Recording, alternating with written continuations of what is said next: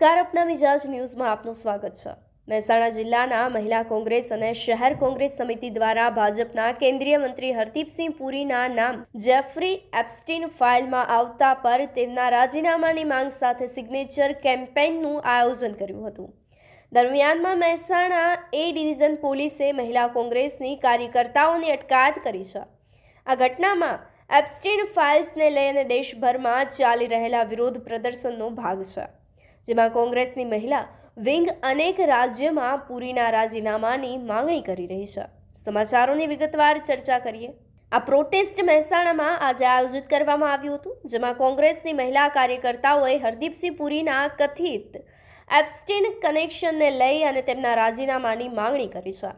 Epstein ફાઇલ્સમાં પુરીનું નામ આવ્યા બાદ કોંગ્રેસે રાષ્ટ્રીય મુદ્દો બનાવ્યો છે। અનેક જગ્યાએ સમાન વિરોધ જોવા મળી રહ્યો છે, જેમ કે ઓડિશા, તેલંગાણા અને ઉત્તરાખંડમાં પણ વિરોધ થઈ રહ્યો છે। ત્યારે મહેસાણામાં સિગ્નેચર કેમ્પેઇન દરમિયાન પ્લે કાર્ડ્સ અને સ્લોગન્સ સાથે વિરોધ પ્રદર્શન કરવામાં આવ્યું હતું।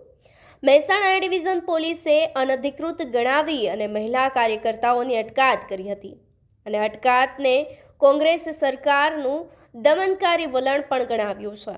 આ પ્રોગ્રામમાં મહેસાણા જિલ્લાના મહિલા કોંગ્રેસ પ્રમુખ ડોક્ટર મેઘાબેન પટેલ, શહેર મહિલા પ્રમુખ રશ્મિકાબેન પરમાર, જિલ્લા મહામંત્રી ગીતાબેન પટેલ, મંત્રી કાજલબેન પરમાર, મંત્રી દીપુબેન, શારદાબેન અને સાથે જ અન્ય મહિલા કોંગ્રેસ કાર્યકર્તાઓ હાજર રહ્યા હતા।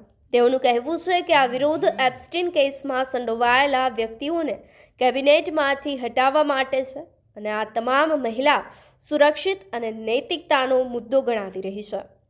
સંજય જાની, अपना मिजाज न्यूज़, મહેસાણા।